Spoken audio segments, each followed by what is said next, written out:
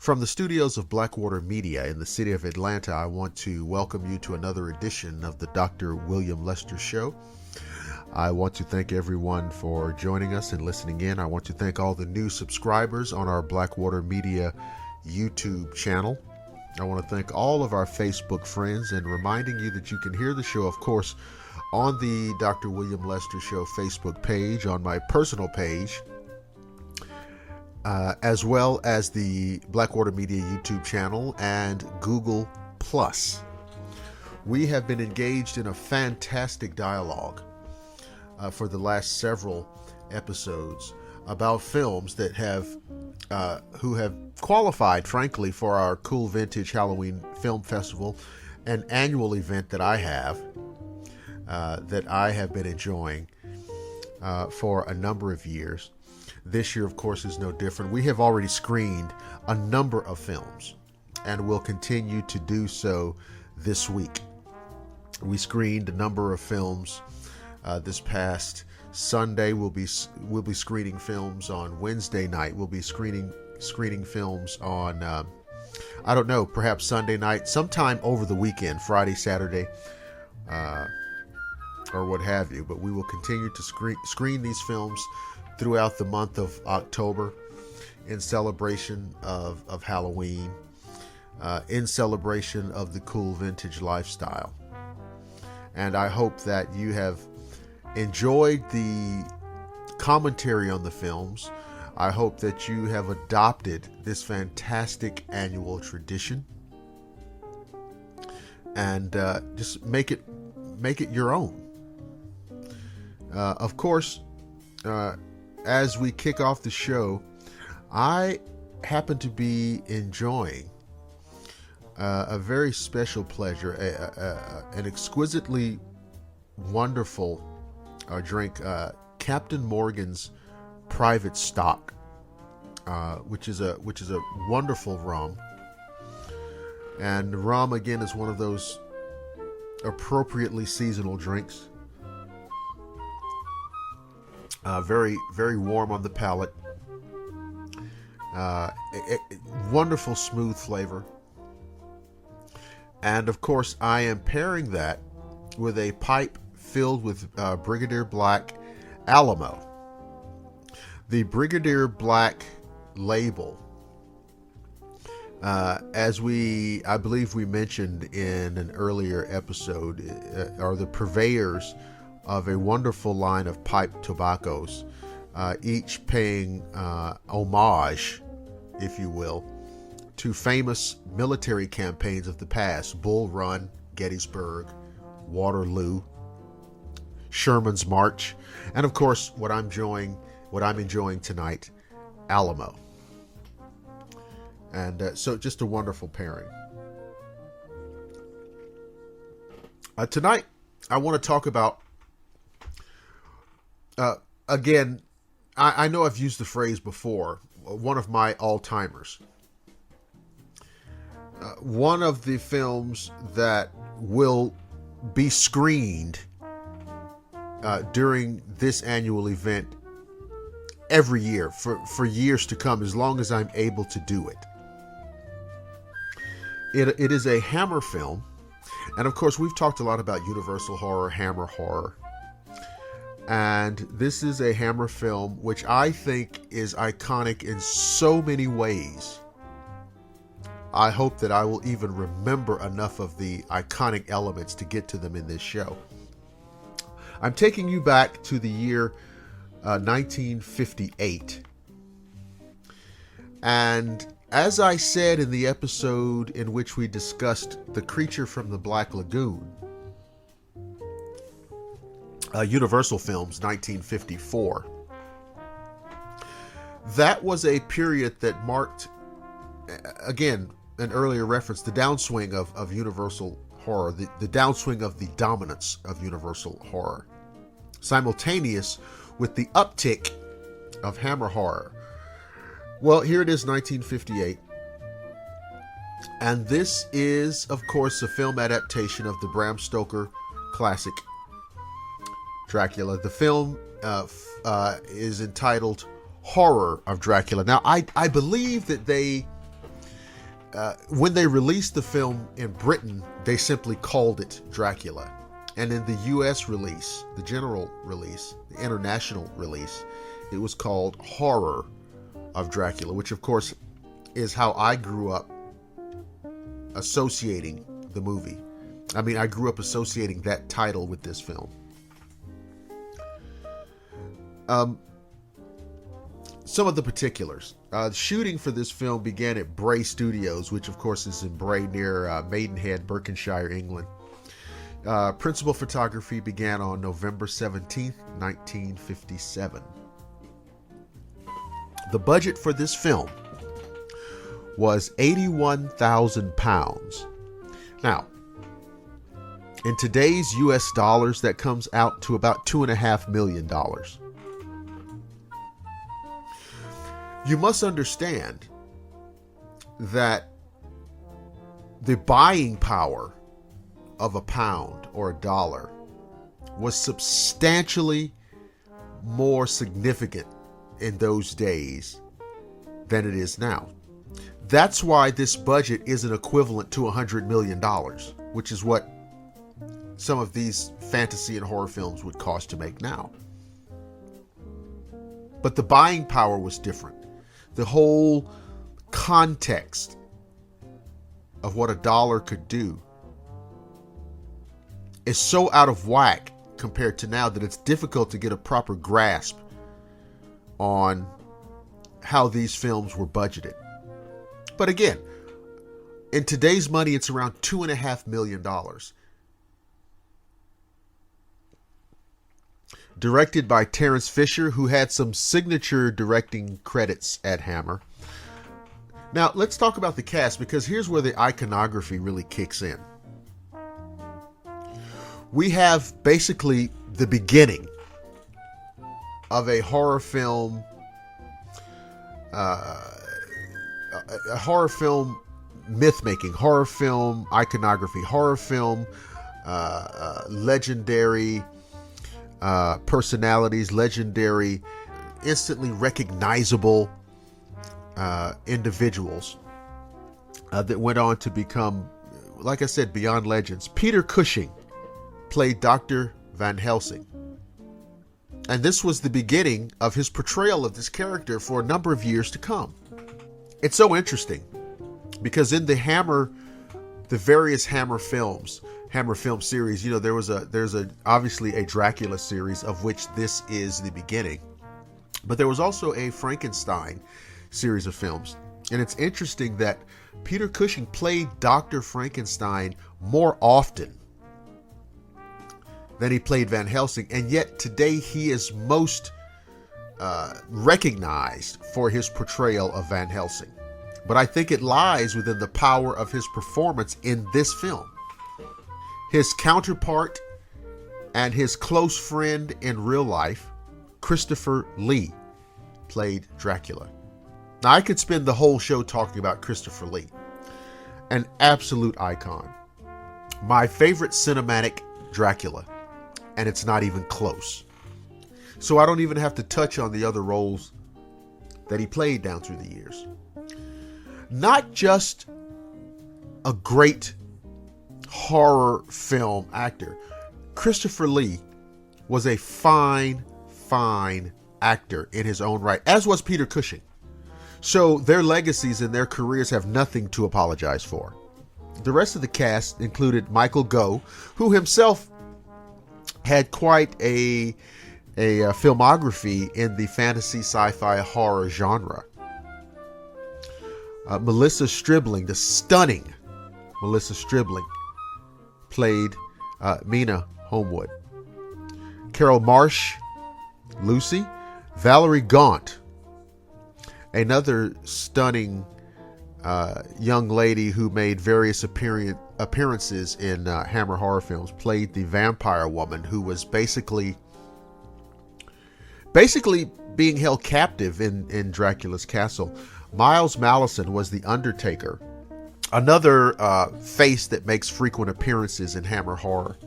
And his character injects a nice little slice of levity and humor into the film. George Benson plays the border official, again Nice little tidbits of humor. The character who takes himself way, way too seriously. But it's the thing about this cast, it's a well-balanced cast. And you kind of have to see the film to get what I'm saying, but I mean, it's just a wonderful balance of performers here. Now, the film is very loosely based on the Bram Stoker novel, but the movie is so much fun, and it's so good. I'd have to say, with relation to the novel, who cares? It's just a fun movie, and there's enough there from Stoker's actual words to legitimize it anyway. And again, it is the beginning of this long series of films. I believe Christopher Lee portrayed Dracula 7 times. I think it was 7.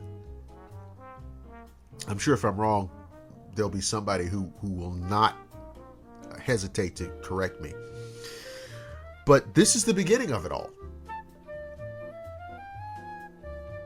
And this is the beginning of that long-standing thing that exists in the hearts and minds of horror fans, of Hammer fans. This is the beginning of it. Christopher Lee, Peter Cushing.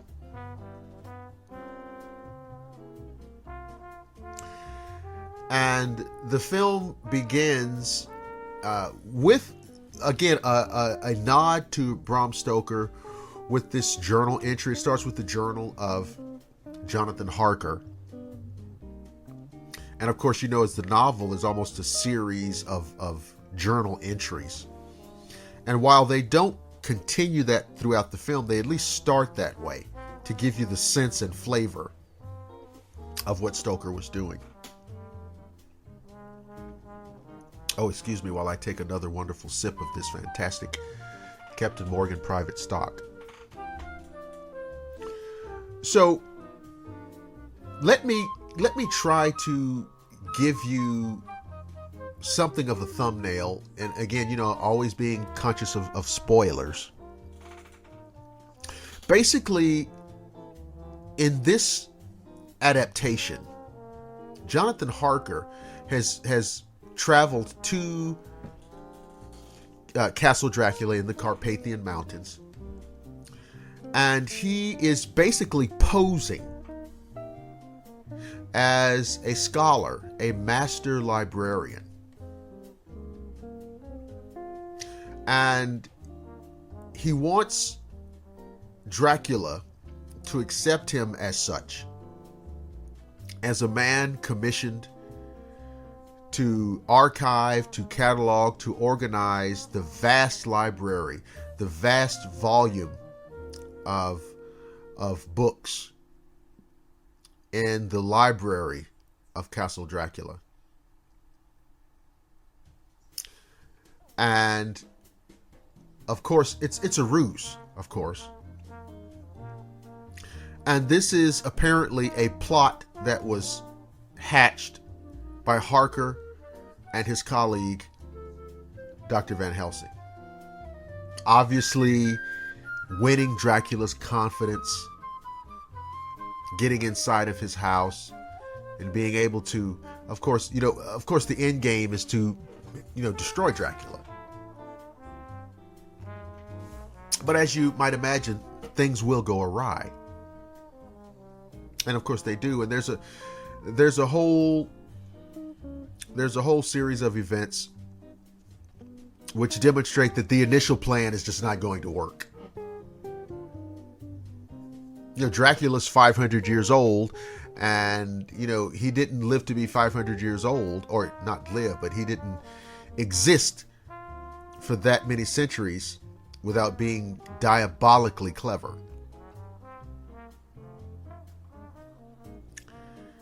And So there is a confrontation even before the Van Helsing character enters the film. There is a confrontation between Dracula and Jonathan Harker, and the vampire woman, the captive vampire woman played by Valerie Gaunt. That is very interesting, very suspenseful, and it's the kind of sequence that was absolutely signature Hammer. Another thing to pay attention to in this film is the physical appearance of Christopher Lee.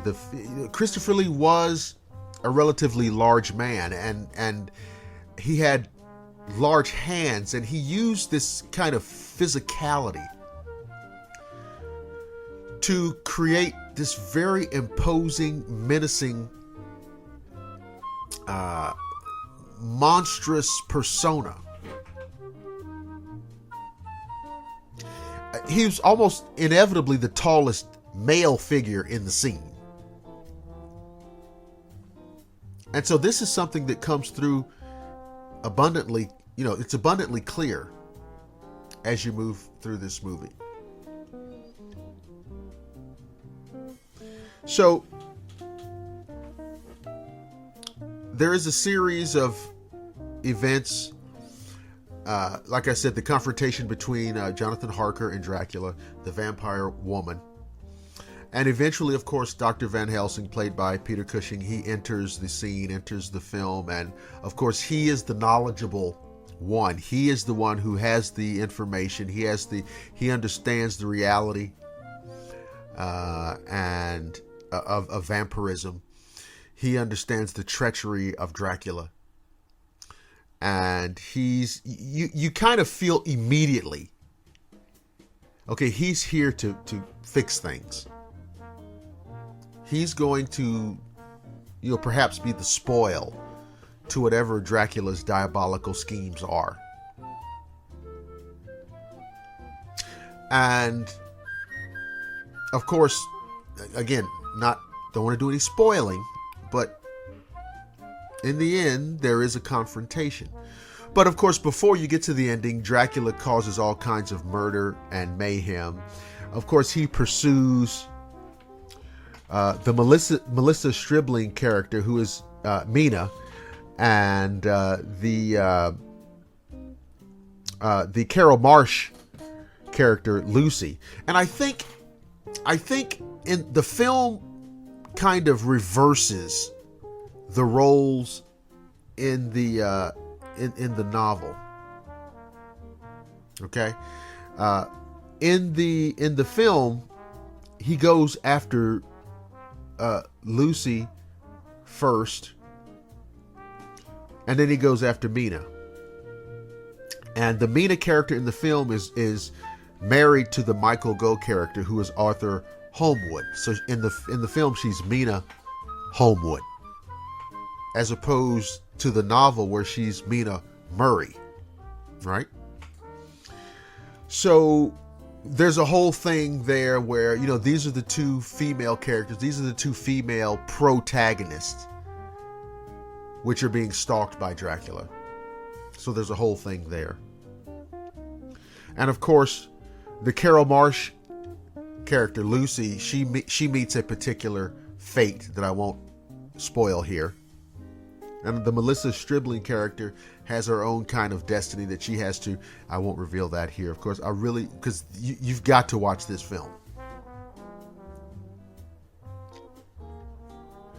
There is the fate of Jonathan Harker in the film, I will tell you, is alternative to that which is in the novel. I'll just tell you that. And there is a great deal of interaction and cooperation between the Van Helsing character and the Arthur Holmwood character. Again, Arthur Holmwood in the film, played by Michael Gough.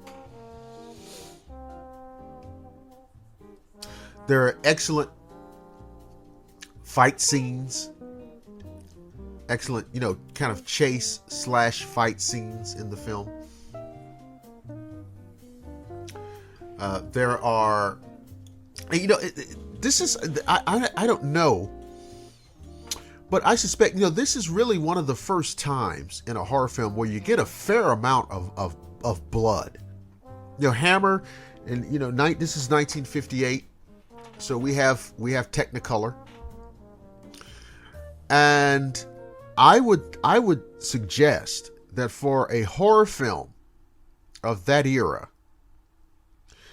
there is a significant amount of blood flow.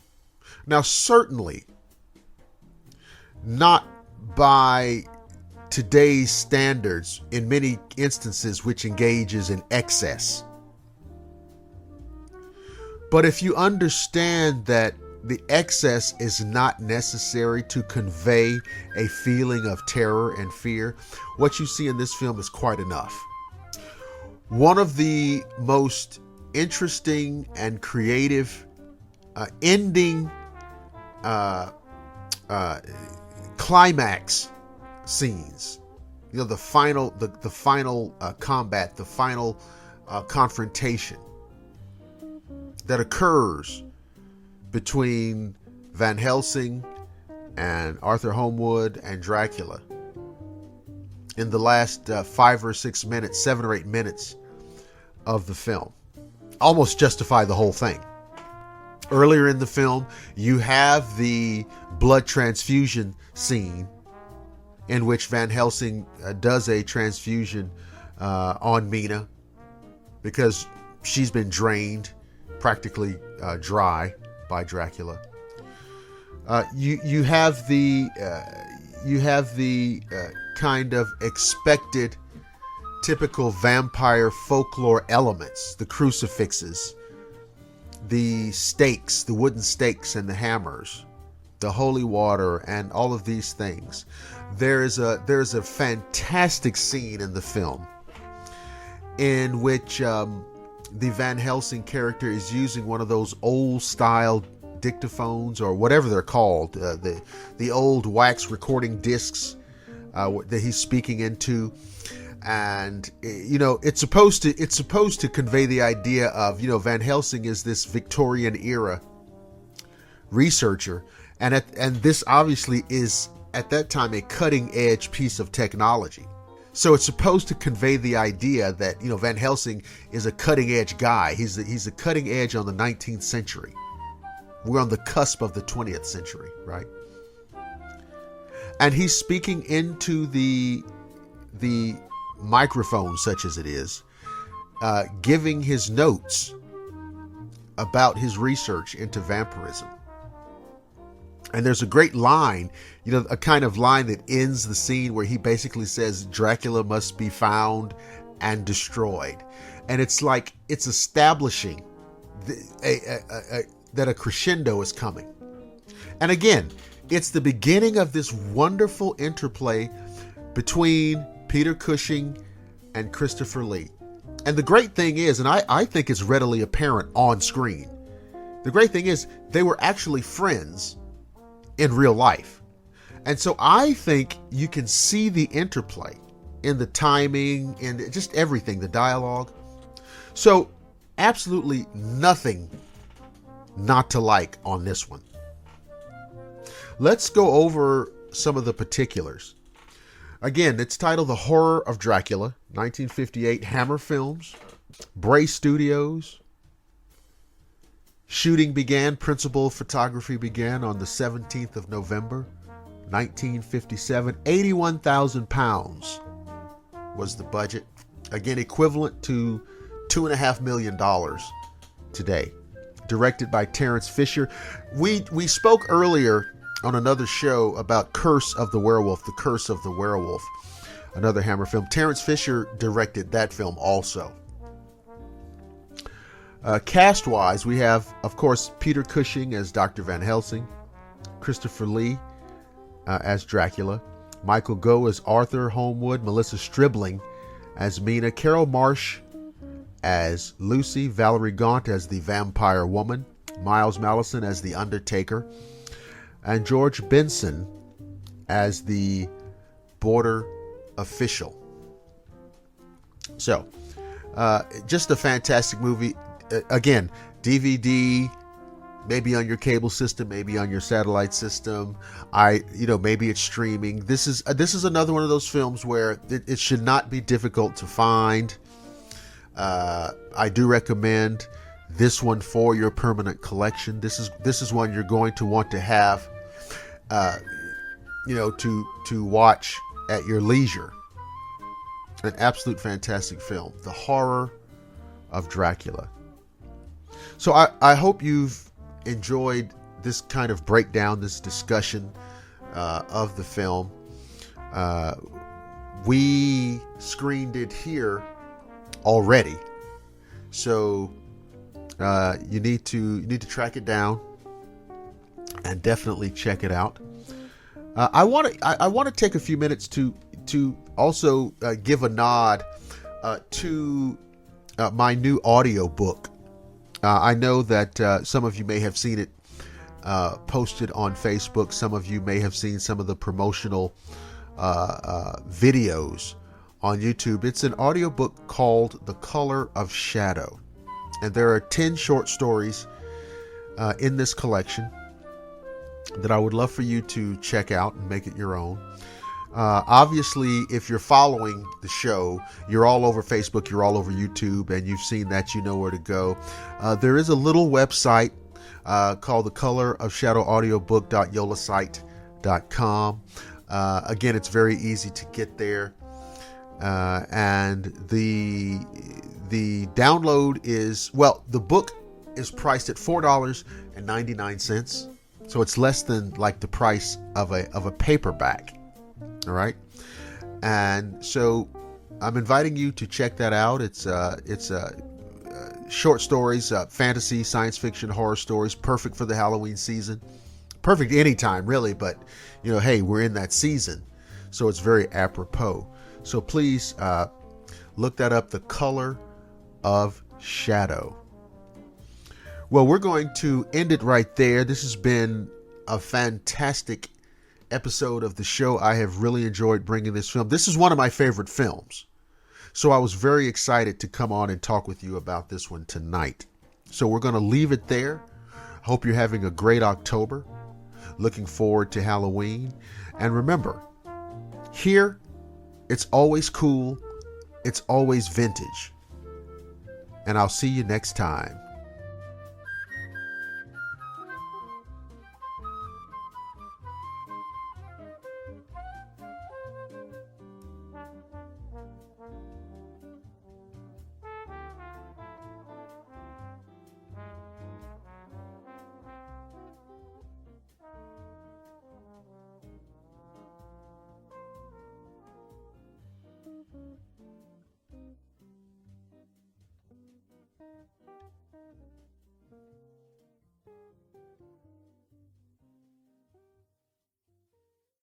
You're listening to the Blackwater Media Radio Network, the finest in digital audio entertainment.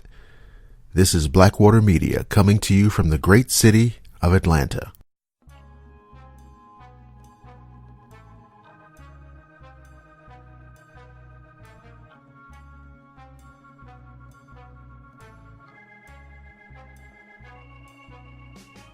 From the studios of Blackwater Media in the city of Atlanta, I'd like to welcome you to another edition of the Dr. William Lester Show. And I have had an absolutely wonderful time doing this show and starting to get some feedback coming from some folks primarily off of YouTube listening to the show and have expressed their enjoyment. And so thank you to those people, and welcome to new folks who haven't heard the show before. Of course, this is a show all about the cool vintage lifestyle. And on the last couple of shows, I have gotten into some discussion of television and movies. We talked about Kolchak, The Night Stalker, and we went in depth with that show, and we had a conversation about a horror film called Deathmoon. And so I thought about a number of things to talk about tonight, but I realized that, we're cutting deeply into September now, and October, of course, is coming, and I spoke in an earlier show about, my cool vintage horror film festival, Halloween Film Festival, that I have annually. And so I thought, well, why not keep it going? Why not bring another film to the show? Another favorite that I have enjoyed down through the years. As a matter of fact, the film that I am going to talk about tonight, I referenced in the previous show when we discussed Deathmoon. If you recall, I had mentioned that I had watched a movie that started about midnight. And also keep in mind, this is going back, I remember I must have been 12. I'd watched this film, and the Deathmoon film came on after the first film. Well, that's the film I want to talk about tonight. The film was called The Curse of the Werewolf. And it was produced by Hammer, which was the British film studio, which really, in my view, took over the mantle of the horror film from Universal. And this film comes to us from 1961, and I think 1961 was right at the point where Hammer started getting its legs, and it really started producing the kind of horror films that would become a signature. Okay, the gothic horror in just remarkable color. When you look at a Hammer film, if you're familiar with Hammer, when you see a Hammer film, you recognize it immediately just from the camera angles, just from the look of the film. The movie is based on a novel called The Werewolf of Paris, of course by Guy Endore, book published in 1933. And strangely, when this film begins, you find that it's set in Spain, 18th century Spain. And I believe that had something to do with the availability of sets as the movie went into production. And there was a set that was historically appropriate, but it was Spanish. And so they just set the story in Spain. Now, before I go any further into details about the film, I'm going to go ahead and reach for my pipe, and I will tell you that we're going to enjoy one of the tobaccos produced by Brigadier Black, which is a company that produces a fantastic assortment of pipe tobaccos, really wonderfully aromatic, flavorful pipe tobaccos at a fantastic price.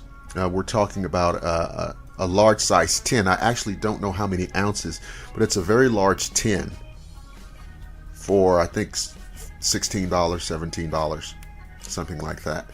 But they produce a nice variety.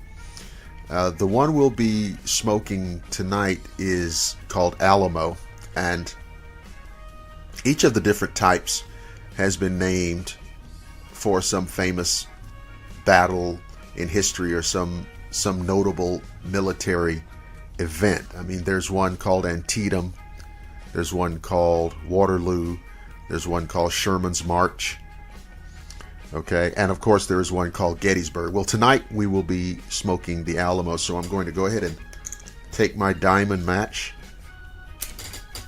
and get it started.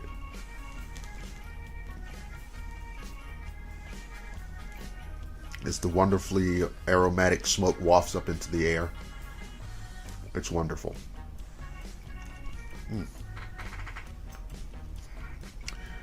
Tonight that is being paired with a very basic little concoction. It's really not even a concoction. This is just a little sipping whiskey.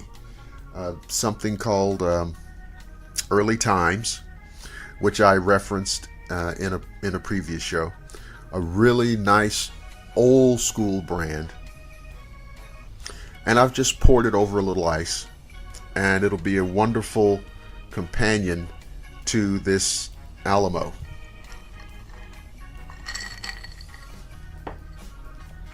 So, The Curse of the Werewolf, 1961, Hammer Films. The cast includes Oliver Reed, and I'm not sure, I think this may be his film debut, I'm not sure. We'll have to go back and double check, but it's very early on in his career. Clifford Evans, Yvonne Romaine, Catherine Feller, Anthony Dawson, and the legendary Michael Ripper, which is a fixture in Hammer Films. Hammer fans know the name Michael Ripper. Instantly recognizable, fantastic character actor. And when you're watching a Hammer film and Michael Ripper comes into a scene, you just kind of settle back into your chair because you know it's going to be fantastic. So let's go through this a little bit. As I said, it does start off in the 18th century in Spain, and the way it unfolds begins with a beggar, a wandering beggar, wandering the countryside, thin, emaciated, and you can look at this man, you can tell he hasn't had very much to eat. And he wanders into this town. I think they call it Santa Vera. I think it's... But he wanders into this town, and he hears the bells of the town square ringing, and he's wondering what's going on. And he finds out that the mayor, or whatever the nobleman who rules over that area, he's having a wedding party. And the beggar goes up to the castle to ask for food, ask for water. And when he gets there, he discovers that the nobleman is just a nasty, rude, crude individual. And he immediately starts making fun of this beggar, very sarcastic, and he offers him a small morsel of food, and he tosses it to him almost as if you would toss some table scraps to a dog. And he makes the beggar dance for his food, sing for his supper, so to speak.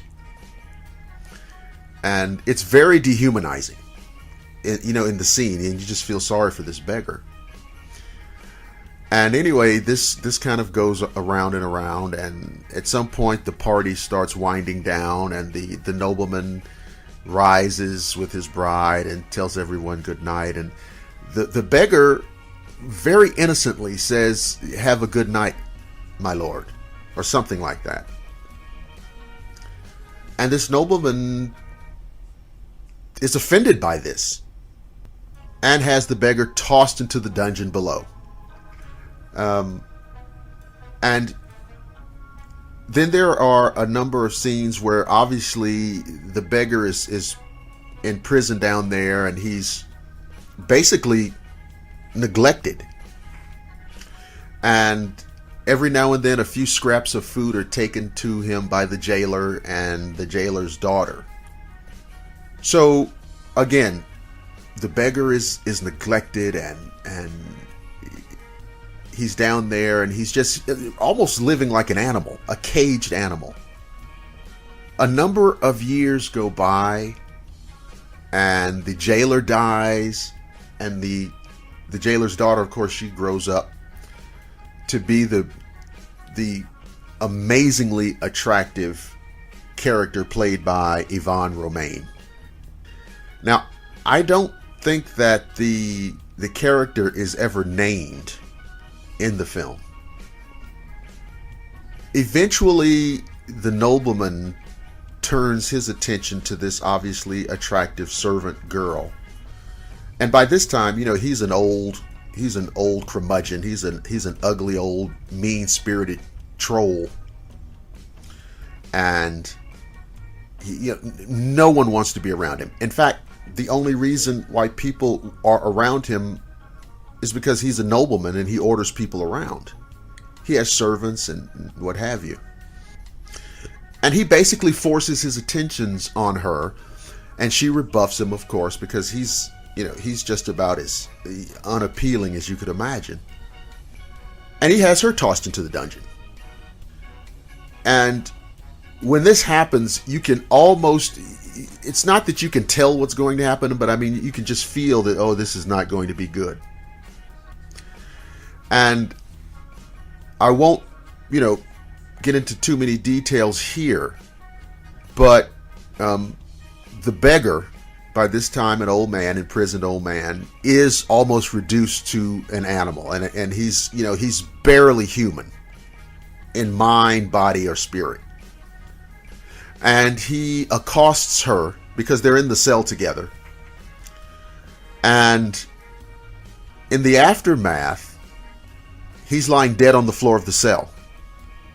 And she's lying on the floor of the cell, obviously having been abused despicably. She tells the guards that she will capitulate to the wishes of the nobleman. And again, I won't give this little part away because I really want you guys to see the film.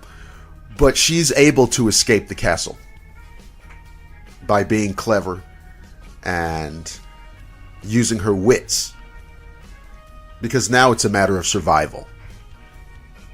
She's found in the woods, really more dead than alive, just kind of hanging on, and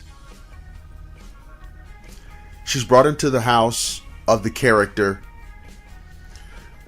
Senor Don Colido, which is played by Clifford Evans, who is another face that you will see in a number of Hammer films. And he lives there with, the kindly old housekeeper. And they try to nurse this girl back to health. And at some point in her recovery, they discover that she is going to have a baby. And of course, things kind of go along, and she has the baby. And as a component of the storyline, the baby's born on December 25th. And there's a issue about that raised in the film about being born on Christmas Day, which is apparently an element of a lot of folklore. And there are a number of events, starting with the birth of the child, who they name Leon, going into his boyhood, where things become very strange. Things become very strange. And there's some elements that I'm going to leave out here because I want to leave little gaps in here so that when you see the film, I won't have explained every minute element of it to you. But by the time he is a little boy, they realize that there's something going on, and it's got something to do with not just the day that he was born, but it has something to do with his mother and the situation that she was in before she was able to escape that castle. So, in a nutshell, this boy is cursed. He's cursed. A number of local goat herders realize that something has been coming in at night and killing their goats. And they notice, well, the goats have their throats torn out. And as experienced herders, as experienced outdoorsmen, they recognize that this is the work of a wolf. And so there's a whole melee about, well, there's a bloodthirsty wolf killing our goats. What's going on? And one night there is another attack, and the hunter fires, and he believes he hits the wolf, and he follows through the brush, and he sees the trail of blood. And so to some level, he was successful. And there's some things that come after that like I said, I don't like to play spoiler. So we get to the point where Leon is growing up, and he grows up. And the adult Leon is, of course, played by Oliver Reed. And he's leaving home. He's setting out to find his place in society, to make his mark on the world. And he ends up in this little village.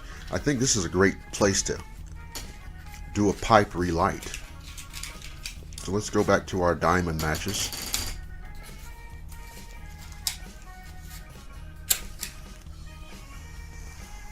And that wonderful blue smoke rising in the air. And let's reach, of course, for our tumbler of early time. It's sensational. So he ends up in this little village, and he is offered a job working in a vineyard. He's offered a job working in a vineyard. And he's working with another guy who looks maybe to be about the same age. They may be in their early 20s. And that character's name is Jose. And it's a vineyard, and it's owned by a wealthy wine merchant. And they're bottling the wine and applying labels on the bottles and everything that goes into that. And he meets and falls in love with a girl named Christina, who's also the daughter of the man that he's working for. So you can see there's going to be some social dynamic, because the father is obviously wealthy, and the idea that his daughter would be consorting with a boy working in his vineyards or putting labels on the wine bottles, it's just, you could imagine. And of course, when night falls and the moon rises, the death toll begins.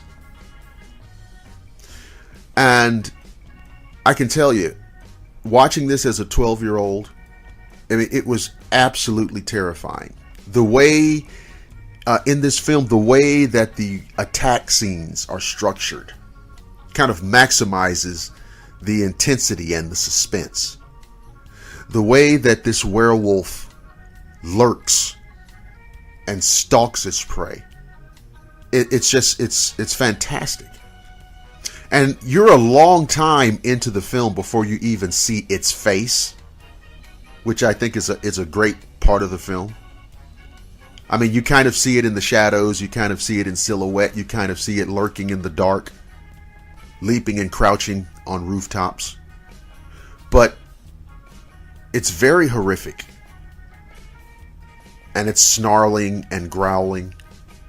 There is a scene in the film which Leon is in a room with a young lady that he's met in a restaurant, bar, casino type place where there's loud music and gambling and dancing, and it's a raucous place. And when you watch the film, and she's doing everything she can to kind of seduce him, and I won't give it away, but what ends up happening to her is just shocking. And needless to say, she meets a very unfortunate end. And again, the werewolf is it's on the prowl, it's on the hunt. It's out to make as many kills in one night as it can. And of course, by this time, I mean, you know, as a movie watcher, you know what's going on now. You know what's going on. Now, backtracking just a little bit, because, you know, in my hesitation to give too much away, I've left some things out that maybe I can tell you. But there is a priest in the film, and this priest has known of Leon since he was born. He baptized him. He's kind of counseled his adopted father, and he knows exactly what's going on. He knows exactly what's happened to the boy, now a man.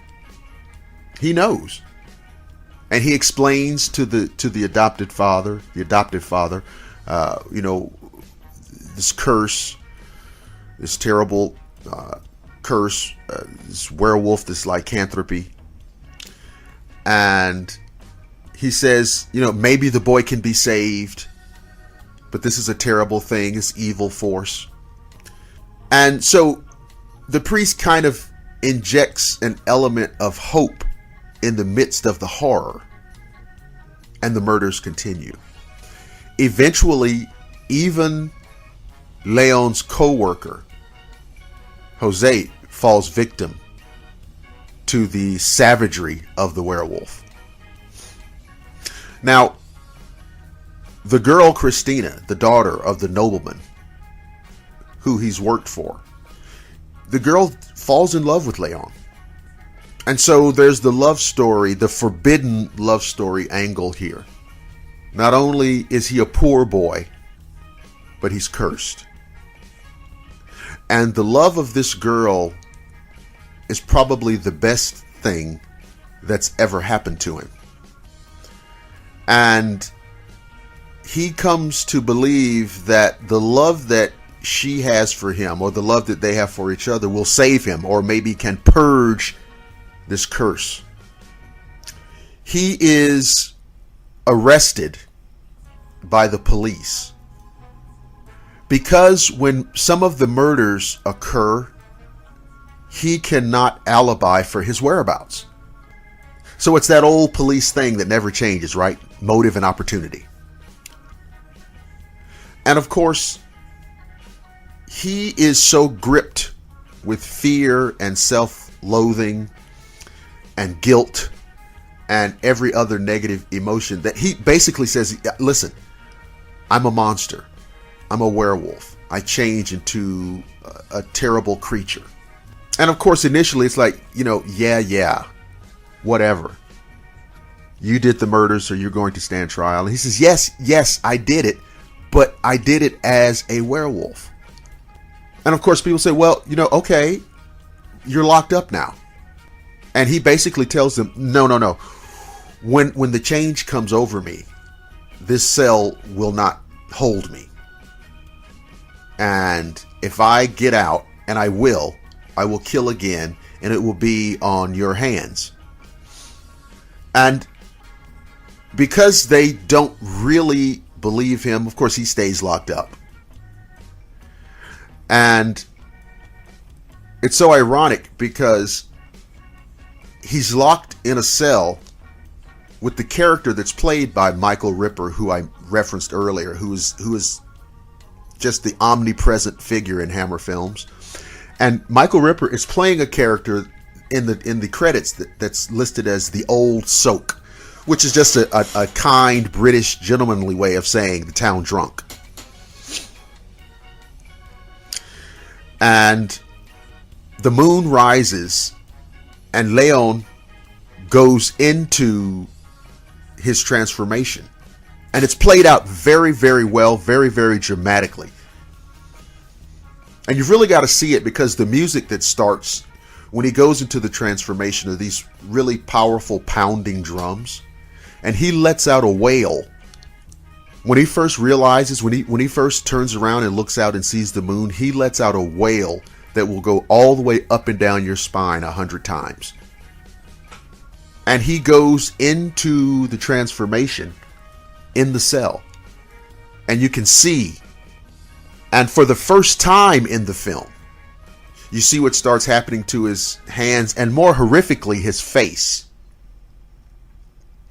And remember now, Oliver Reed at this time was a big, strong, young guy. And so he was physically imposing. I mean, he looked powerful. And so when he was going through all of these gyrations and raging through this metamorphosis, it was terrifying, because you could just imagine the power that this creature has. And eventually, he just takes the door right off the cell. But previously he told them, this cell will not hold me. And now he's free. And I'm telling you, when you watch the film, he rips the door right off of this cell. And he goes out into the night. And now by this time, there's crowds and mobs gathered. And you kind of see the traditional, the idea, the old cliche about the villagers with torches and pitchforks. There's totally that scene there. And he takes to the rooftops, because of course he's stronger and faster and more agile. So he takes to the rooftops. And the people below are following and trying to see if they can trap him and corner him.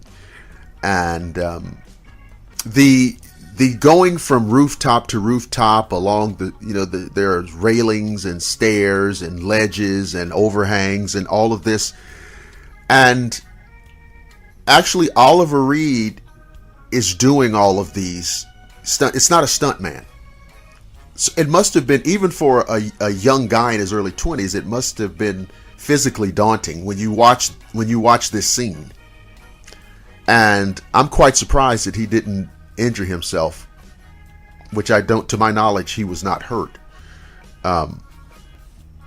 And eventually he comes to a church, and he climbs all the way up, and he's in the bell tower of the church, all the way up there. It's very high.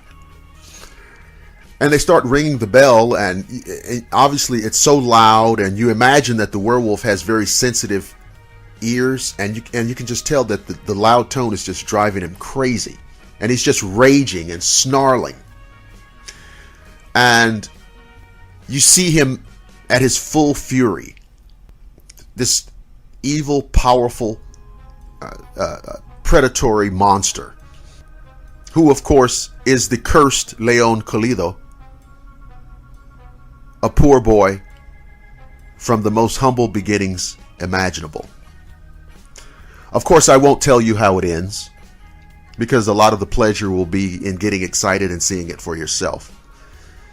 Now, this is one that's out there on DVD and or Blu-ray, so you're not going to have very much trouble at all tracking this one down. And absolutely recommend. This is absolute stamp of approval on the cool vintage lifestyle movie watching, particularly for your Halloween film festival. Pick this one up. The Curse of the Werewolf. Again, here's the cast: Oliver Reed, Clifford Evans, Yvonne Romaine, Catherine Feller, Anthony Dawson, and the omnipresent Michael Ripper. And if you've seen it, you're just kind of nodding your head. If you haven't seen it, you're in for a real treat. Now, the werewolf makeup in this film is remarkable. And it's remarkable on a couple of levels. It's remarkable just on its own merits. I mean, it really works. And he looks really ferocious. And it's almost fashioned. It makes me think that the designers and the makeup people had the idea of a timber wolf, a gray timber wolf. The other remarkable thing to me is they chose not to rip off Jack Pierce's creation of Lon Chaney Jr.'s Wolfman depiction from Universal, because that had been the default template werewolf look. The cinematic werewolf look, of course, was established by Lon Chaney Jr. and legendary makeup artist Jack Pierce. A lot of filmmakers reduced themselves to ripping off that look, and of course it wasn't that, so it looked like, these other films, in many cases look like cheap imitations of Lon Chaney Jr. Well, Hammer didn't do that. Hammer did not do that. They created a unique look, a frightening look, and frankly, a look that became somewhat iconic. It was somewhat iconic. I don't think any werewolf, any movie werewolf, even to this day, is as iconic as the look achieved with Lon Chaney Jr. But this rendition, played by Oliver Reed, did achieve some iconic status. It was featured on many magazine covers in the 60s and into the 70s. Famous Monsters of Filmland, other fantasy magazines. That image was on many of those magazine covers. So it's absolutely cool. It's absolutely vintage. And it is a worthy addition to our Halloween Film Festival repertoire.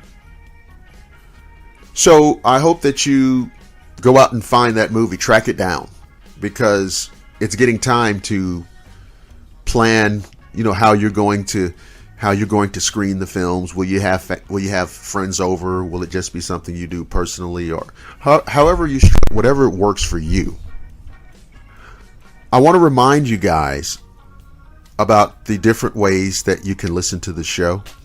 Obviously, we have our Blackwater Media YouTube channel, which I think that's where most people who are listening end up going. But on my personal Facebook page, William Lester, and on the show page, the William Lester Show Facebook page, it's there. And again, if you want, it is downloadable. You can also hear it on Google Plus.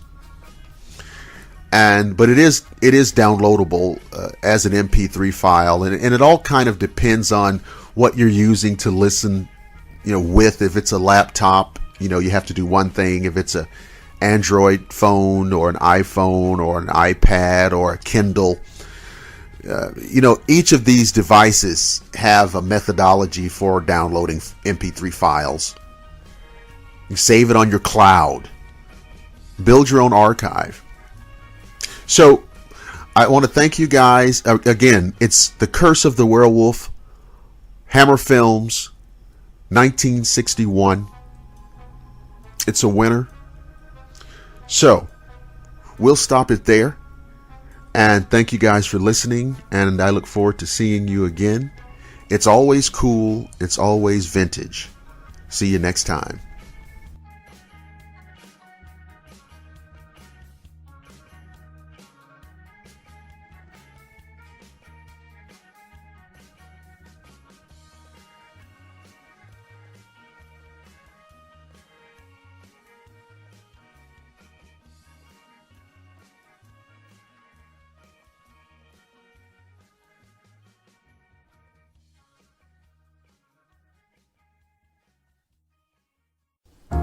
If you're enjoying the show, Go on over to blackwatermedia.net and join the Swamp Hunter Society.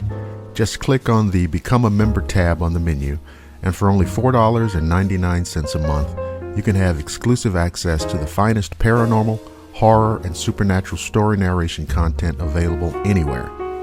It's the ultimate digital audio exploration into mystery, magic, monsters, and myth. Become a Blackwater Media Swamp Hunter Society member today.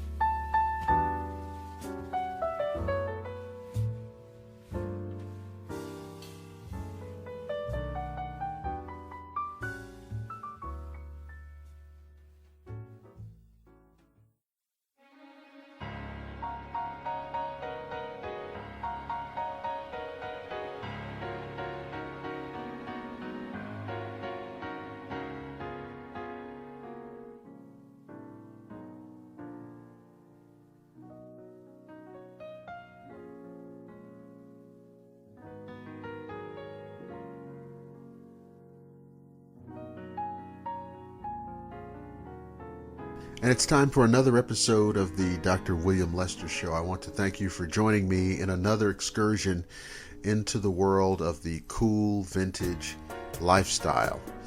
I want to remind you guys that you can listen to the show on the Blackwater Media YouTube channel, Google+, the William Lester Facebook page, and the Dr. William Lester Show Facebook page. The show, of course, can be downloaded into an MP3 format for enjoyment on whatever kind of mobile device you have. I know everybody's got all kinds of things now, but no matter what you're doing, no matter where you are, you can listen to this program.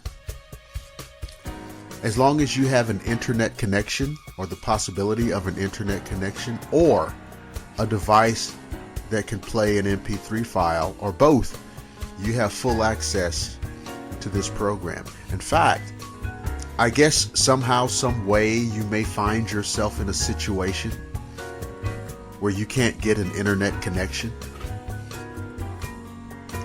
Well, if you've downloaded the show and saved it as an MP3 file, you're still good. I imagine there are still a few places that you can go where getting on the internet and staying connected to the internet is quite a challenge. If you find yourself in that set of circumstances, you should still be good. So, I wanted to continue our conversation about the cool vintage lifestyle by talking about a film. In the last episode, we did a rather extensive examination of the television series Kolchak the Night Stalker. And now I want to take it into the arena of a made-for-television film, which I encountered quite by accident. But over the years, it has become one of those films that, while being certainly enjoyable, it has absolutely attained the status of a cult film, and to my thinking must be relatively obscure, because to my knowledge, it still has not received a commercial release on a digital platform. I may be wrong, but I looked around and I haven't seen it commercially available. And the key word there is commercially. And as many of you may know or may suspect, when I use the word commercially, that can also be interpreted as officially. Because it is available on a digital platform unofficially. But we probably are not going to go into great detail about that. But this was a made-for-TV film, 1978, and it had a pretty good cast. I mean, when you look down the roster of the cast, it's fairly strong. And again, there are people who just as a reflex action will cast aspersions on a made-for-TV film. And I think that it is an unfair characterization. Because, of course, made-for-TV films are still being made today. And in a lot of cases, well, they're not going to have $100 million budget. But in a lot of cases, in many cases, they have strong actors, top flight writers, and pretty good production values. But in this film, you have a cast. You have Robert Foxworth, Joe Penny, Barbara Trentham, Dolph Sweet, Charles Hayde, of course, of Hill Street Blues fame, Deborah Lee Scott, France Nguyen, and Bascom Richmond, who was a notable Native American actor. I stumbled across this film as a 12-year-old on one of those Friday night creature feature situations that I talked about a couple of episodes ago. And of course, I was still, I think, in my formative stages. Never seen this film before that, never heard of it. And I do remember it was like 2 a.m. So whatever I had done that day, and I still had the energy to be up at 2 a.m, ready and willing to watch a movie, it must have been extraordinary. But I still remember there had been a horror film on prior to that, which I had wanted to see. And I watched the film. Must have started around midnight. I watched the film. Film ends. And you know how the film you just watched, or maybe the film you wanted to see, it's over. And you're just kind of, and I was laying there. I was in my room, in the bed. And I don't remember how sleepy I was. But when this movie started up, I was like, wait a minute. Wait just a moment. Is this a film I might need to stay up and watch? And of course, yes, it was. And I saw the title on the screen, Deathmoon. And I couldn't believe it. Here was what appeared to be a werewolf movie that I had heretofore never heard of. Certainly never seen it. So I thought it would be interesting to bring this film to this program. Hopefully a few of you have heard of it. Maybe a lot of you haven't. But it is one that I must include in the pantheon of those cool vintage horror films that I have grown to enjoy over the years. So I'll set the stage for you. Robert Foxworth basically is a high-powered businessman, wheeling and dealing,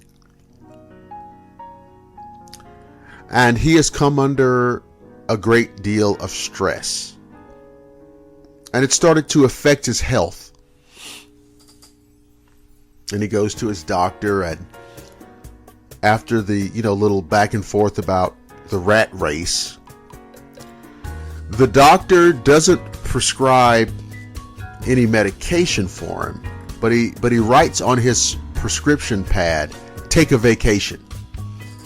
And he goes out into the lobby of the doctor's office, and of course there are magazines, different magazines on sale, and he buys a travel magazine, and up on the wall there's a travel poster talking about Hawaii.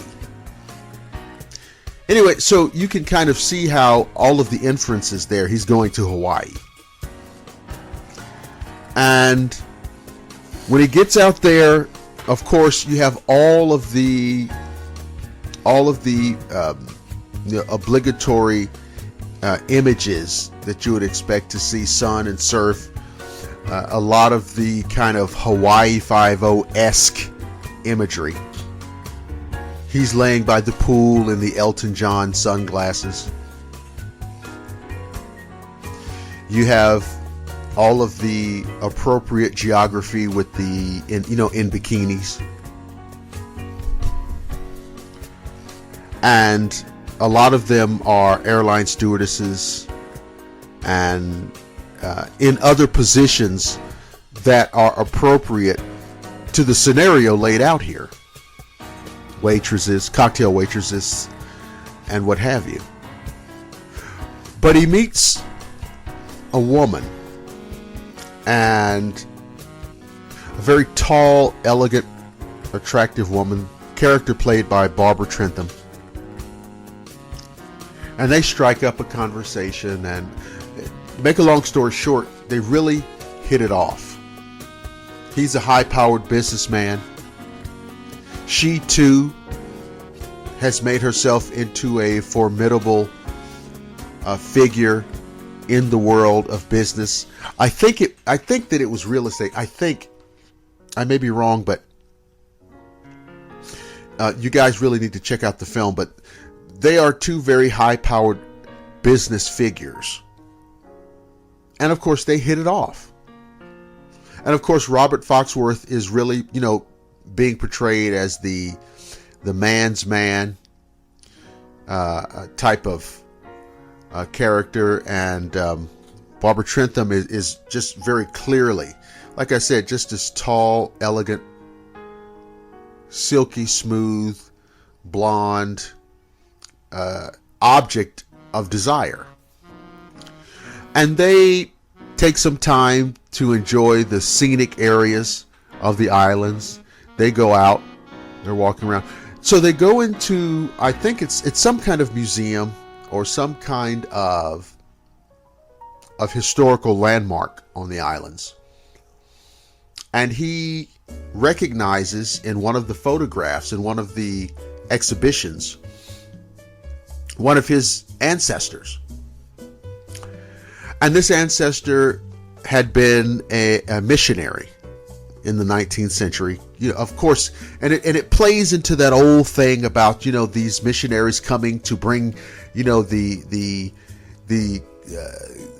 civilization and Christianity to these godless savages. It plays into all of that. And so obviously some inferences are being made here. Some seeds are being planted here. Obviously the fact that his ancestor had come to the islands in the 19th century as a missionary is going to be germane to this story. So, as you watch the film, you're introduced to the character played by Joe Penny, who is the house detective at the resort hotel where all of the important characters are staying. He, of course, is friends with Dolph Sweet, who plays the local police officer. He's the local police brass. I don't remember what his rank is, captain, sergeant, lieutenant, something like that, but he's the big guy. He's the big cop in the area. And you're introduced to to the character played by Charles Hayde, who is a hotel room thief. This is a guy who's staying in the hotel and he's making duplicates of room keys. And of course, he's going from room to room, stealing the valuables of the guests. So there's really great interplay here. You have all of these things. You got the high-powered business people. You've got the hotel detective. You've got the local cop bigwig. You've got the room thief. I mean, all of this interplay. You've got the 19th century missionary ancestor. And you have all of the beauty and charm of the islands. And then the murders begin. Mostly young women. Attacked. Essentially ripped apart.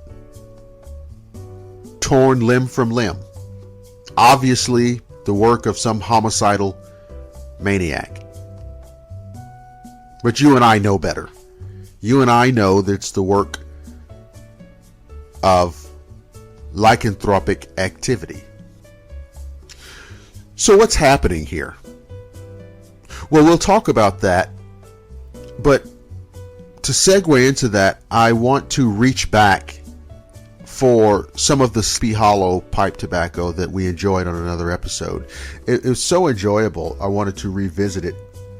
Of course, we will enjoy and talk about other pipe tobacco brands, but the Sleepy Hollow brand leaves such an impression, and it's frankly one of my favorites. I wanted to bring it back out tonight. So I've already got the pipe bowl loaded. So I'm going to go ahead and initiate the lighting. Of course, with the diamond matches.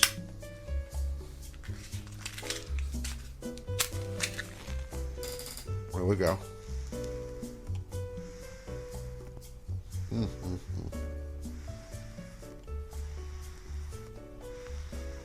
It's always amazing.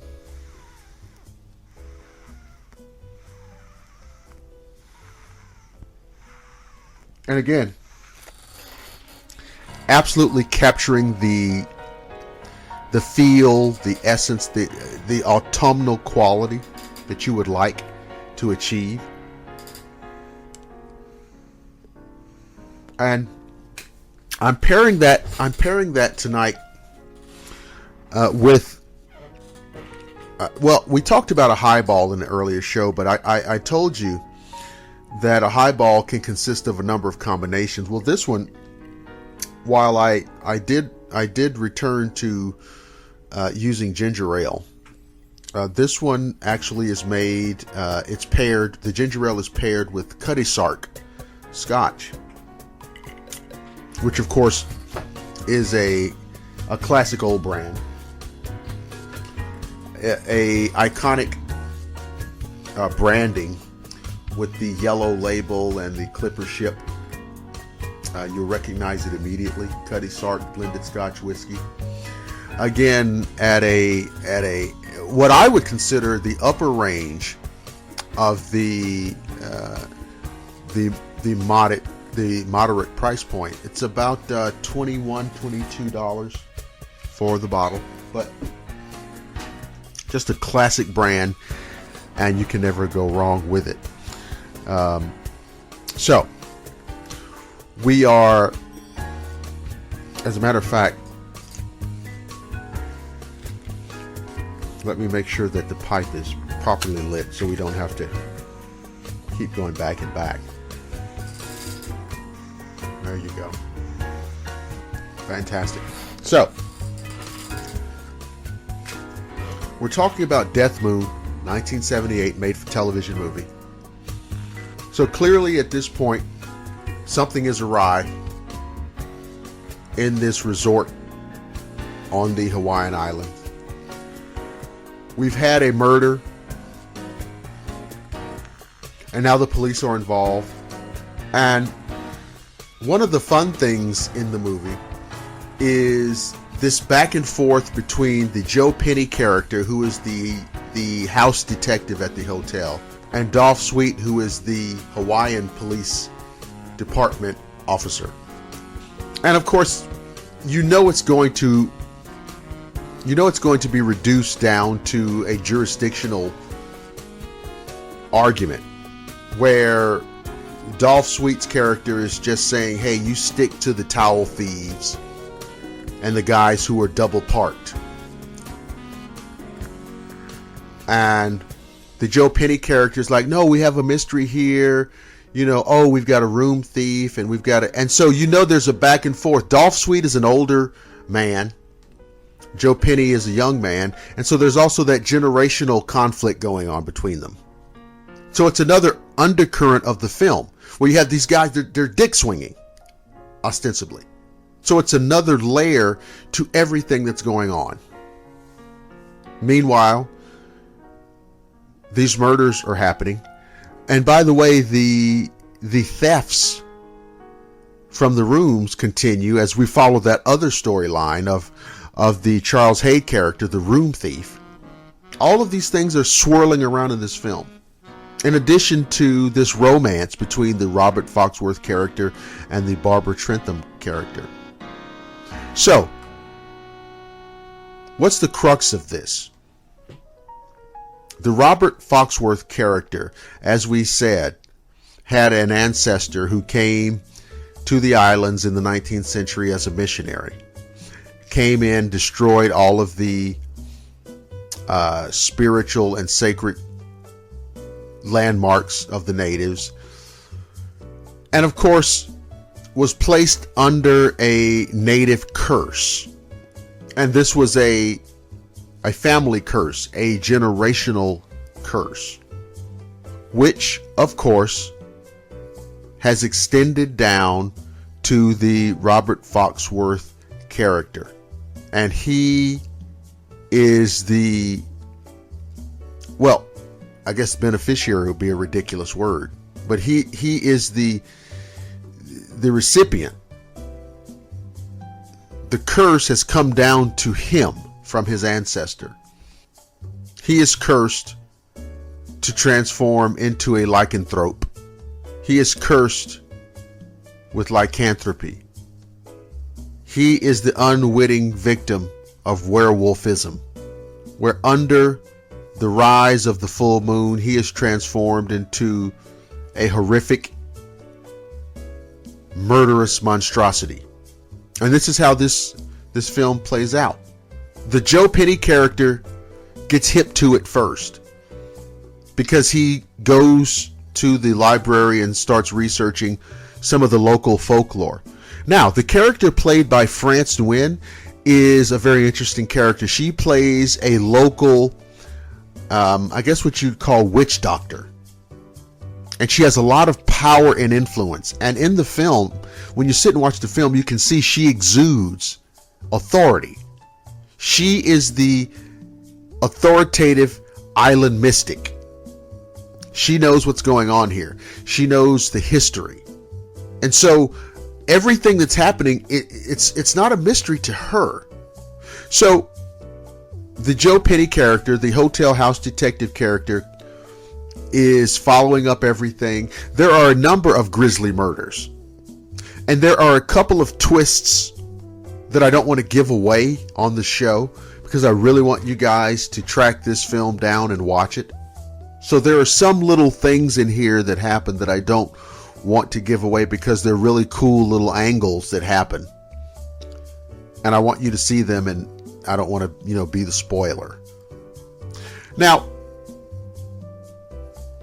in the first episode of the show, I talked about special effects, the relative level of special effects down through the years. And I'm going to bring this up because it really, as a connoisseur of the cool vintage lifestyle, this is something that really, it doesn't sit well with me. In I think the first episode, I talked about how, you can take a film or a TV show that was made 35, 40, 50 years ago, And it is nonsensical to try to compare it to the type of special effects that are executed today.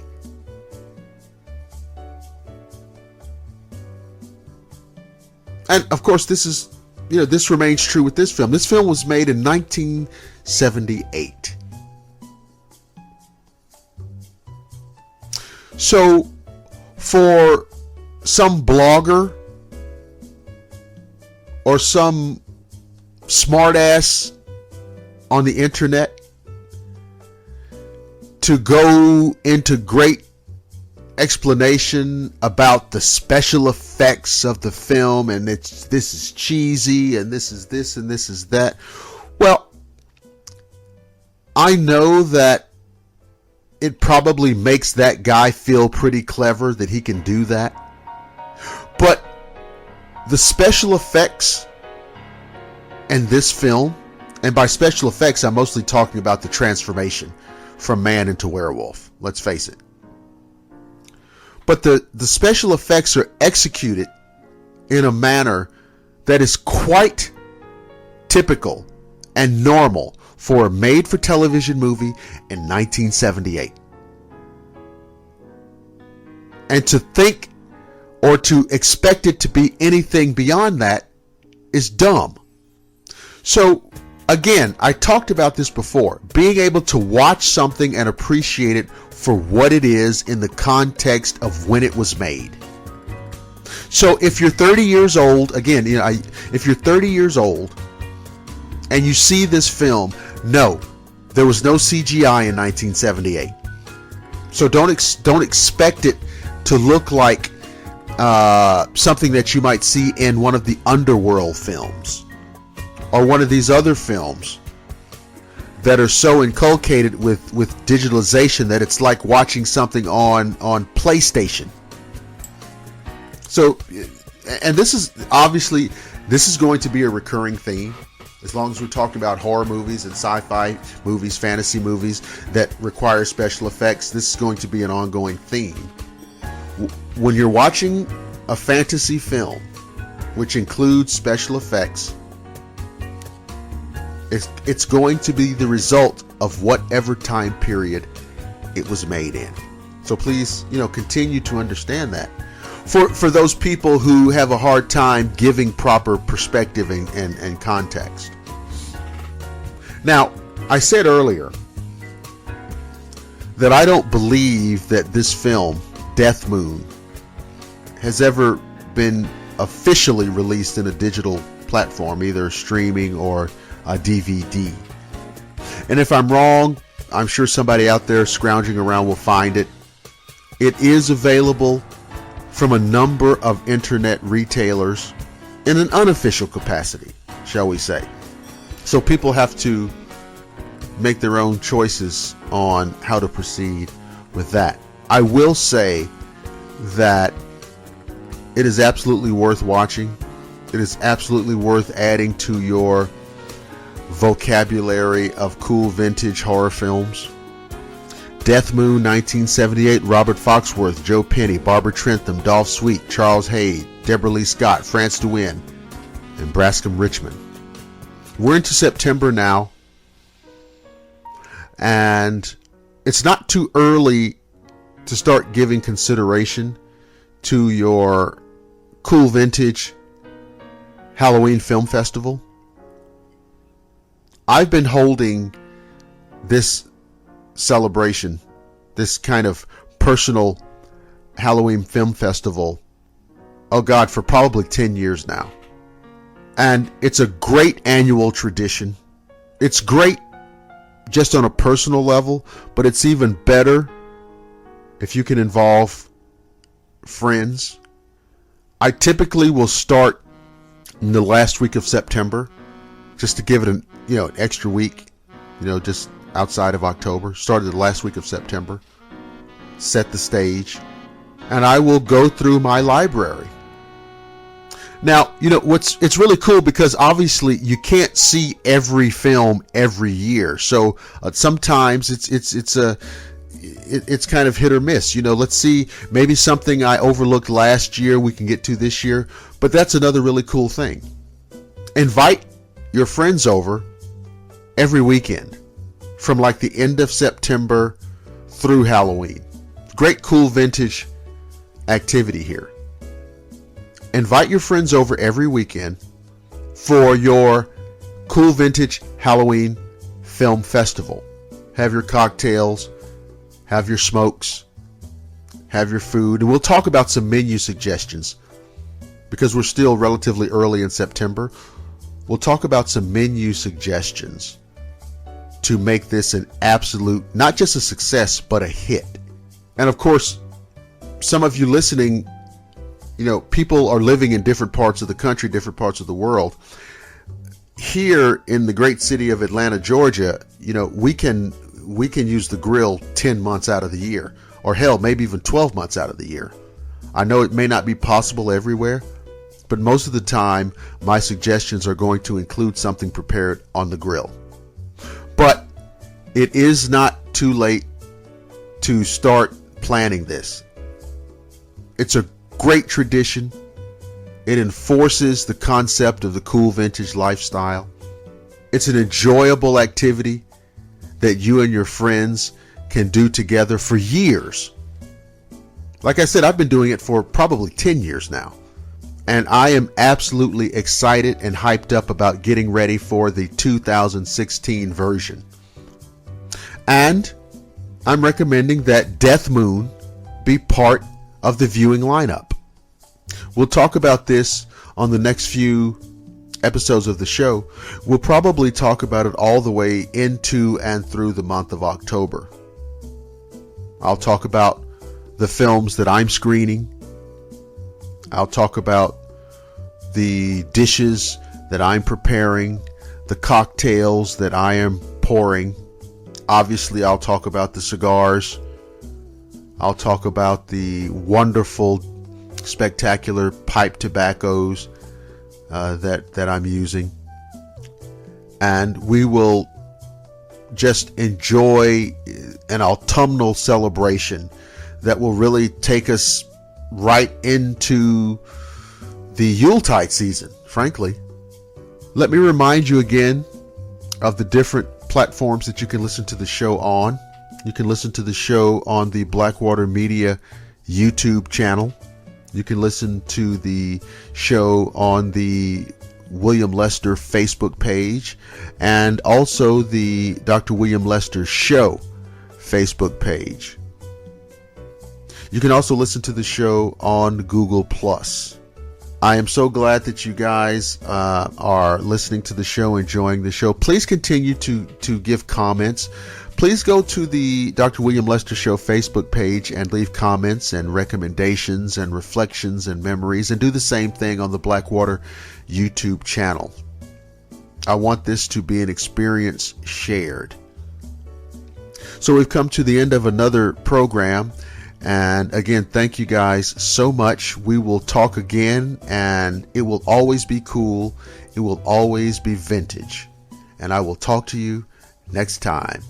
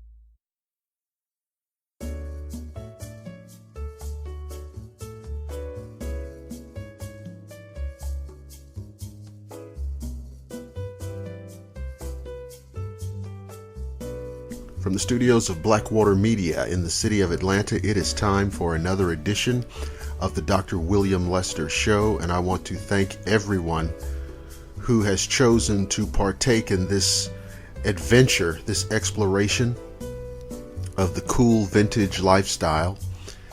It is the only lifestyle for me, and I hope the same is true for you as well.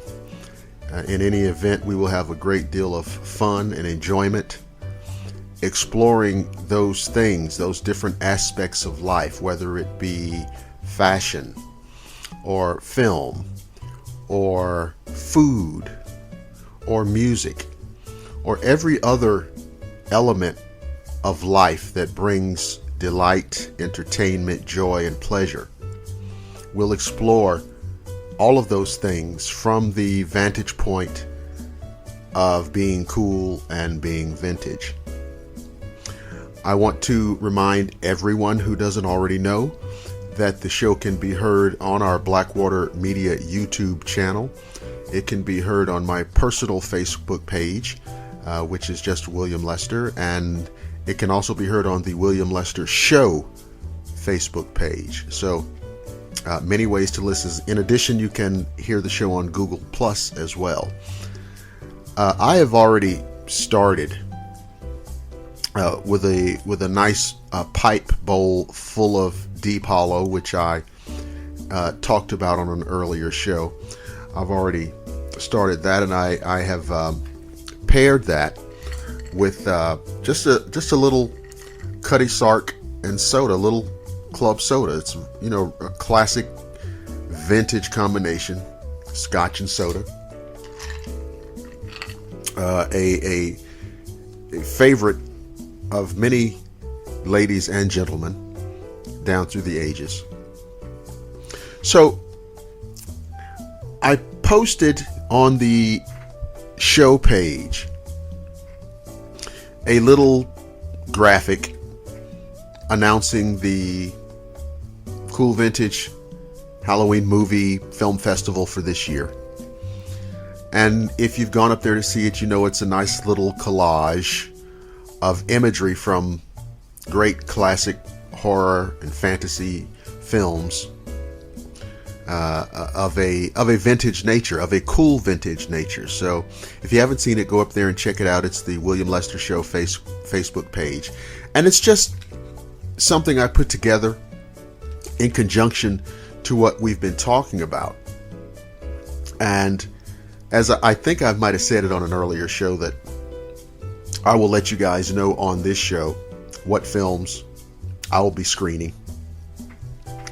And I will be sharing these films with guests, because watching them on your own is fine and it's enjoyable, and those are good moments.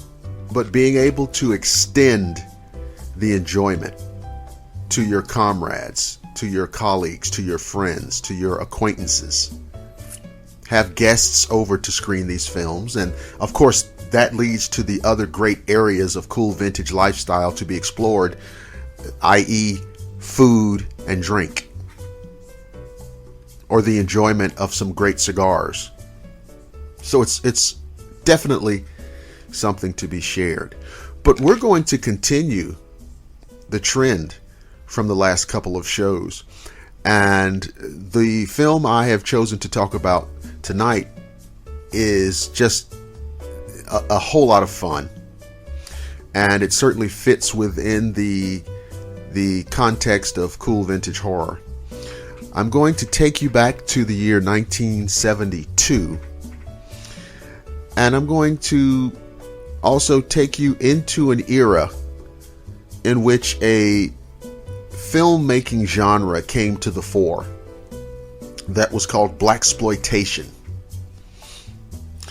And of course, it was almost inevitable that this would happen, where you kind of had a post-civil rights movement inclusion of some African Americans in the Hollywood infrastructure, where films with majority black casts literally became in vogue. And oftentimes these films would have a pandering quality, sometimes offensive, but not always. And this particular film I'm referring to tonight is a hybrid of blaxploitation and cool vintage horror. And the film is called Blacula. And this is just one of those films that's kind of been floating out there for more than 40 years now. And it's been on the radar, then off the radar, then on the radar. And as I looked a few pieces of information up about the film for the show, I did discover that it is on a Blu-ray. Of course, it's been on DVD for a few years because I've owned it for a number of years, but I know we have a lot of Blu-ray devotees out there.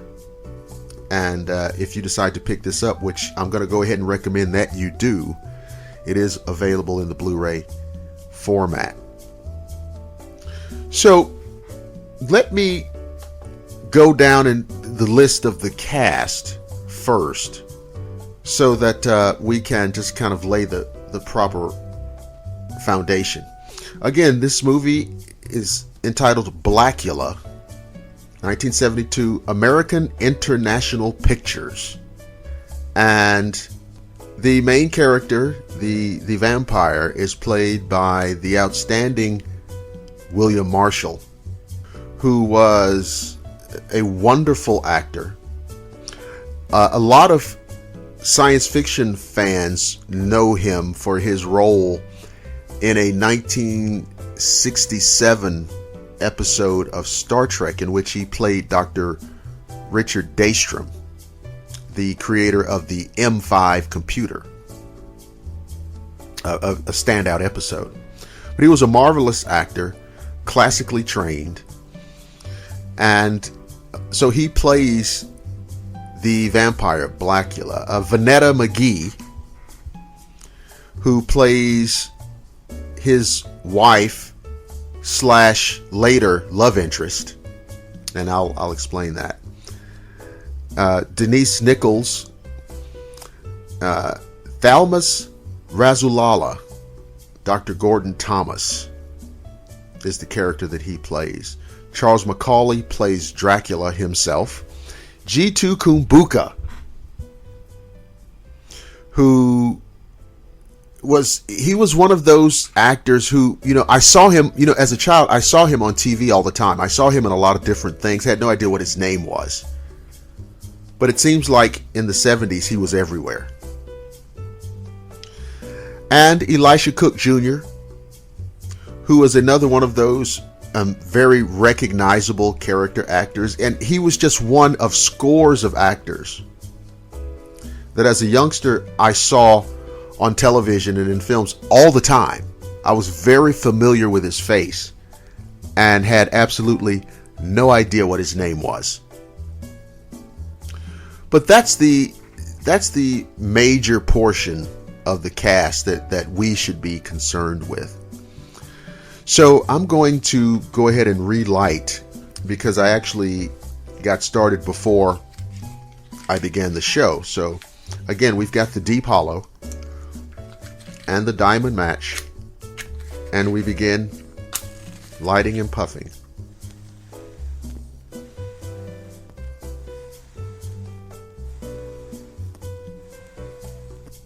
And it's no surprise that it's absolutely fantastic. And we take a sip of our Cutty Sark and our Canada Dry Club Soda.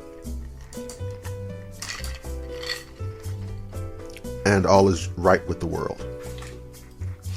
So the film opens appropriately in the year 1780. Castle Dracula.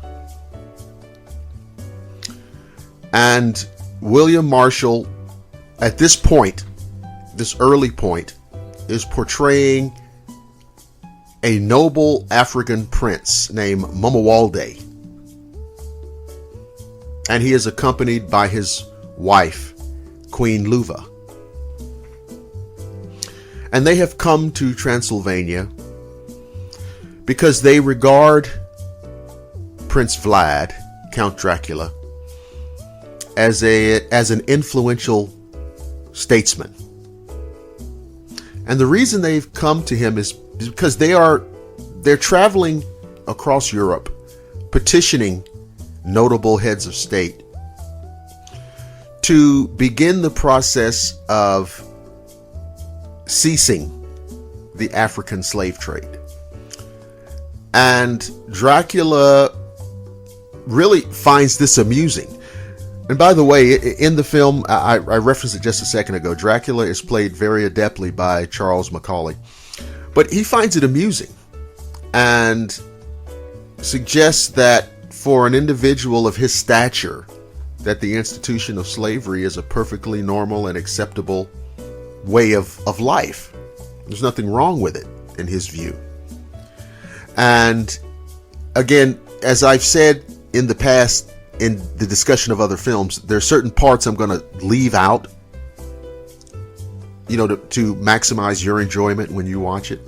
But there's a few things that Dracula says in this back and forth that is very insulting to Mumawalde. And it leads to an argument, and it leads to a physical confrontation. Now, bear in mind, the prince and his wife have no idea that Dracula is a vampire until things get out of hand. Prince Mumawalde is subdued and bitten by Dracula.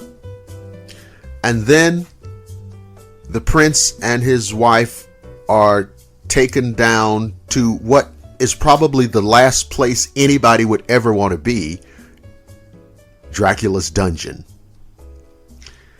And Prince Mumawalde is sealed in a coffin with chains and irons and everything. And before Dracula closes the lid, he places a curse on him. Of course, being bitten, he will return as a vampire. And it's at that time that Dracula curses Prince Mumawalde with his own name, and he said, "You shall be called Blacula, the vampire." And he seals the coffin. Mumawalde's wife, Queen Luva, is left there in the dungeon at the side of the coffin that her husband is entombed in. And Dracula says, "You will remain here until your death," and quote, "and until the black flesh rots from your bones." And Dracula and his minions seal them in.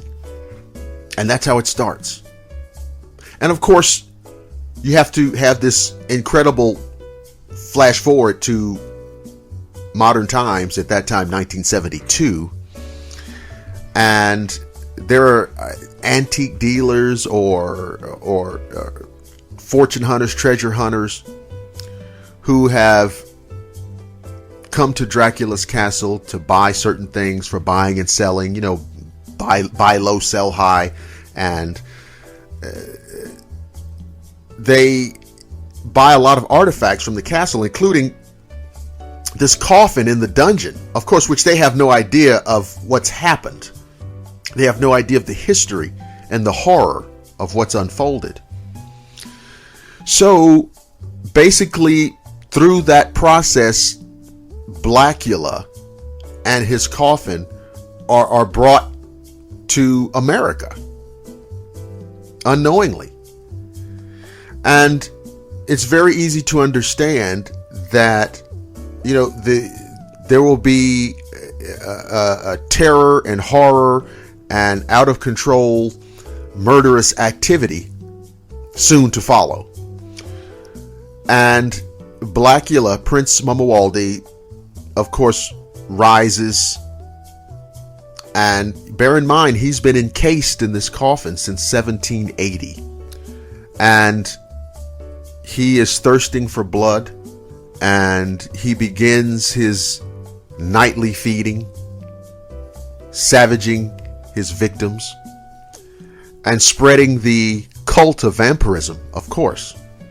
And as is always the case, these unexplained deaths catch the attention of the police. Now, of course, there's no police who are saying, "Oh, this is clearly a vampire, so let's go after that."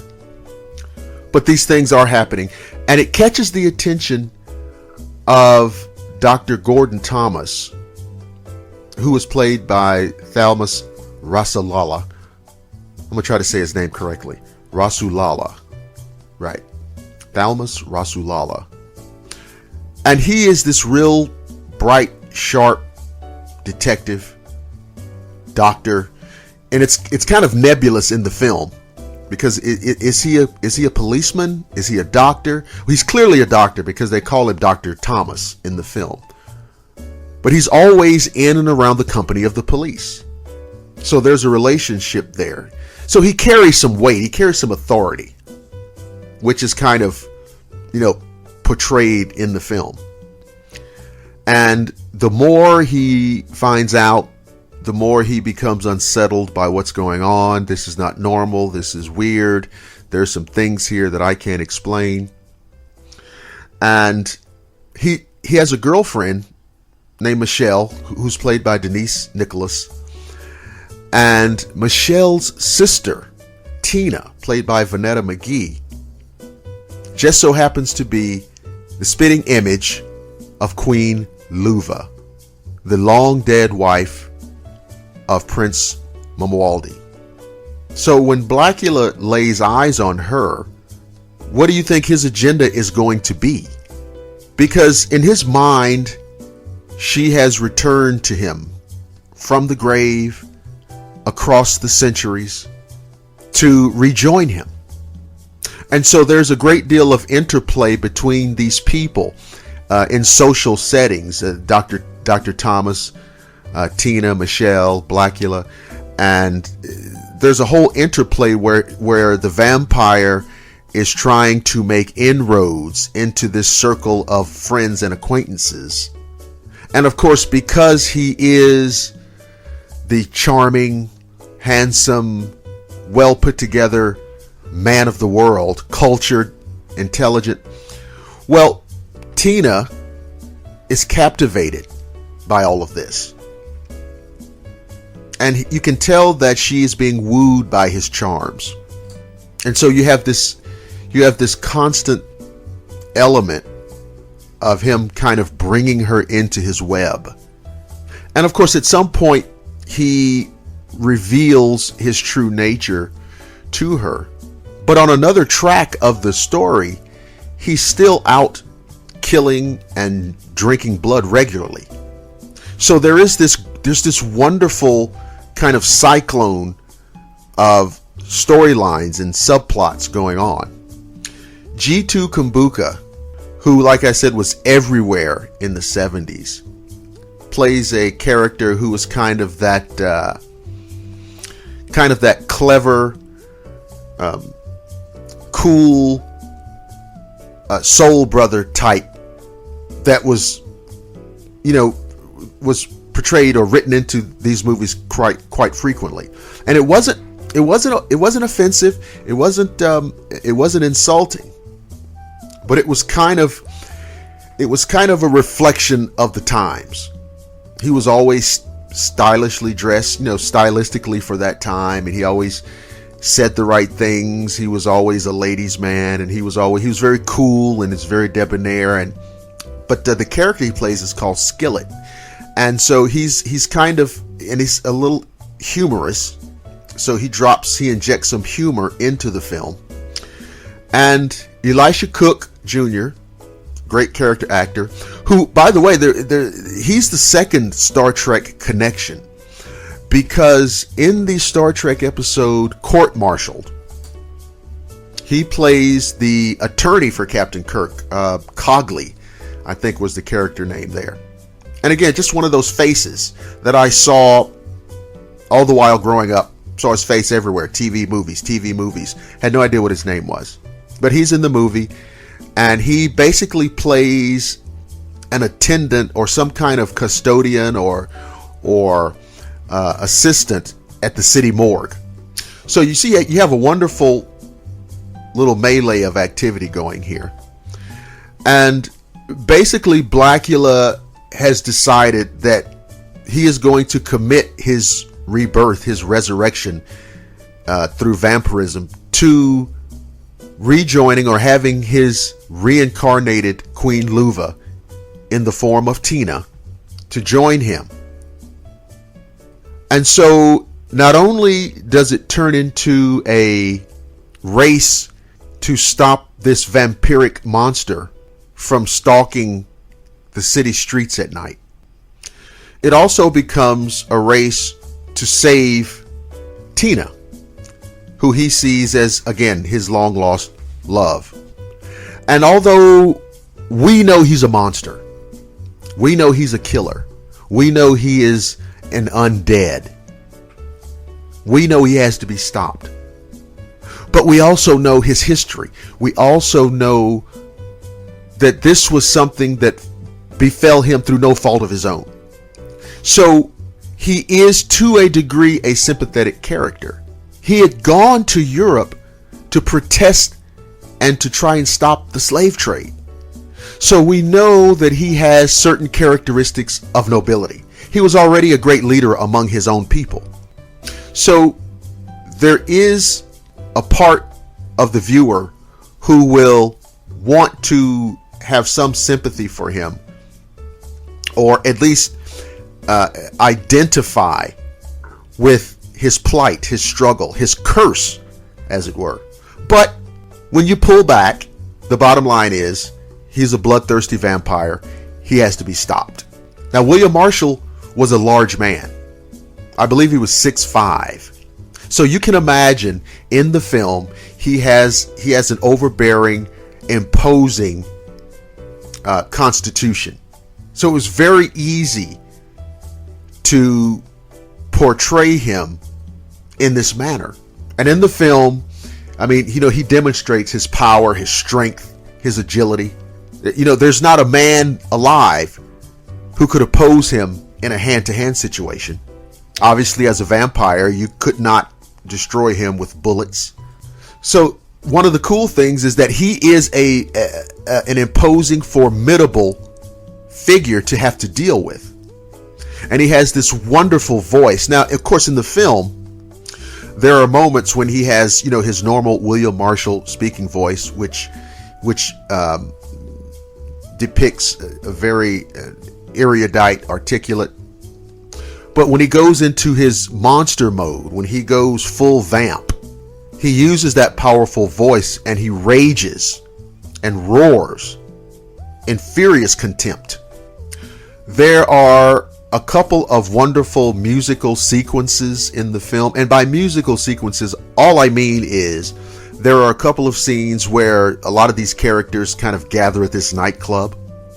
And there's a singing group and a band in the nightclub. The singing group is called Hughes Corporation. And they sing a few songs in the film, which are very cool. Certainly emblematic of that era, but very good, very listenable. When you see the film, you'll understand what I mean. And you'll immediately go somewhere and see if you can find and download those songs. Yes, you can. You might even find the soundtrack album to this film, because there are some other cuts that are absolutely worth having as part of your music collection. So you see, this movie offers up quite a bit all the way around. There are excellent kind of chase / fight scenes between the vampire and the vampire's minions and the police. And the police are shooting these vampires and not being able to figure out why they're not dying, and all of these things, and the vampires are trying to bite the police, and there's these great fight sequences. And again, I said before on another show how when you watch these films, you understand them in the context of the time that they were made. And this holds true here. It's 1972, there's no CGI. So, I mean, things were done, what they call in camera. So the only off-camera or out-of-camera thing that happens in the film is that Blacula can turn into a bat. And so there's some really cool, clever animation work there. But that's once or twice. But everything else is done physically in camera. And so when you watch the film, there's a great deal of stunt work, clearly, with all of the fighting and tossing and falling and rolling around and running around. And the special effects are mostly in the form of the makeup and the prosthetics, which in my view, again, admittedly from the perspective of a connoisseur of the cool vintage horror film, in my view, they're fantastic. And they're creepy, which is what we want here. So it all works. Now, in the film, the Thalmus Rasulala character, Dr. Thomas, is basically the Van Helsing equivalent. He is Blacula's main foe. He's the guy who's got to get the vampire. And there is an interesting back and forth between them in the film. I mean, they're literally sitting there going back and forth, talking with each other. And they both kind of know. They both kind of know that the other is a worthy adversary. And so they have this back and forth, or they're dick swinging, which is something we reference that with respect to the in the Deathmoon film. But it's the same thing. It's obvious that that's what they're doing. You want to try to get me, I want to try to get you, and we'll see who wins.